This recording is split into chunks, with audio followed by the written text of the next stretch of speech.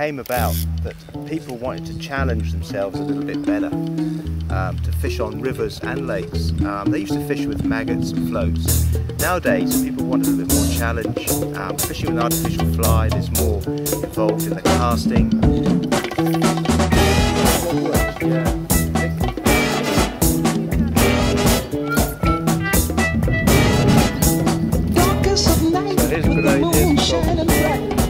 There's a set going strong, a lot of things going on. The man of the hour has an air of great power. The dudes have envied him for so long. There's definitely a hole in these. Oh, Superfly, you're gonna make your fortune. Going, yeah. Well, Ben's been really quite terrible at this. His casting's all over the place and the lines flying everywhere. I've had to come here to get somewhere safe, and here he goes again. He's doing it again. Let's see if he gets this one. Hello again, folks. Welcome to Badger's Guide to the Countryside.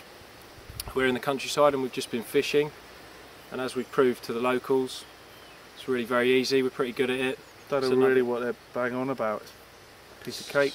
2 fish. 2 minutes this was. That's something else we're good at in the countryside. Yep. Now we've caught our fish. Just put them down there. Put them down there. We are going to be tasting Blandford fly. Now this spear has got its name from the fly that resides around these parts and can give you a bit of a bite. So the beer has been made with a hint of ginger.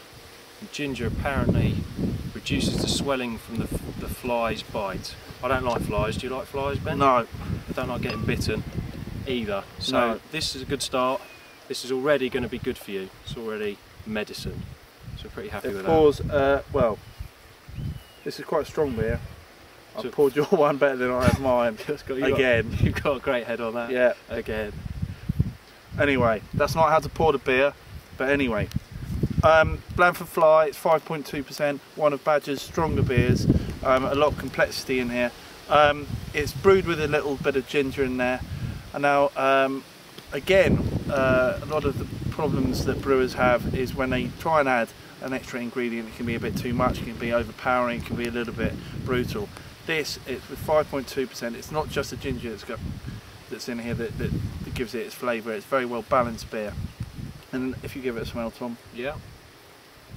And it's pretty obvious that you've got the ginger in there, but again, like the other Badger beers that have got those hints of other ingredients, it's subtle. So if you know it's in there, you're going to pick it up, but it's not so overpowering that if you think you don't like ginger, you're going to have a problem with it.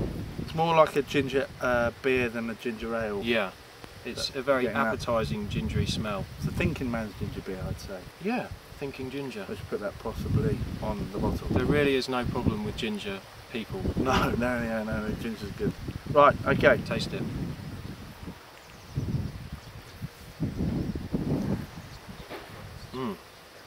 Wow, that is a really full, rich flavour there. I feel medium body. Got, obviously, we go back to the ginger. That is definitely in there. There's a bit of spice, a bit of fire there, but not too much, and it's not too hot. No, and it's quite balanced, isn't it? I mean, you are getting plenty of the sweetness up front there, but it's got enough bitterness at the back to sort of very soft. Counteract that. Yeah, fruity, bit of orange in there as well. Lots of orange length on it. Still getting a bit of that orangey gingerness at the end there. So what would you have this with? Well, obviously we've caught these trout, which was really easy, as we said. So it would go very nicely with some seafood, but something quite spicy. So maybe if you had your trout and you did an Indian style dish with the trout. Monkfish vindaloo. Monkfish. Rick Stein does a monkfish vindaloo, which would go very well with this. They didn't have monkfish in that lake, no. So we just went with trout, but yeah. Spicy calamari, spicy Thai curry. Yeah.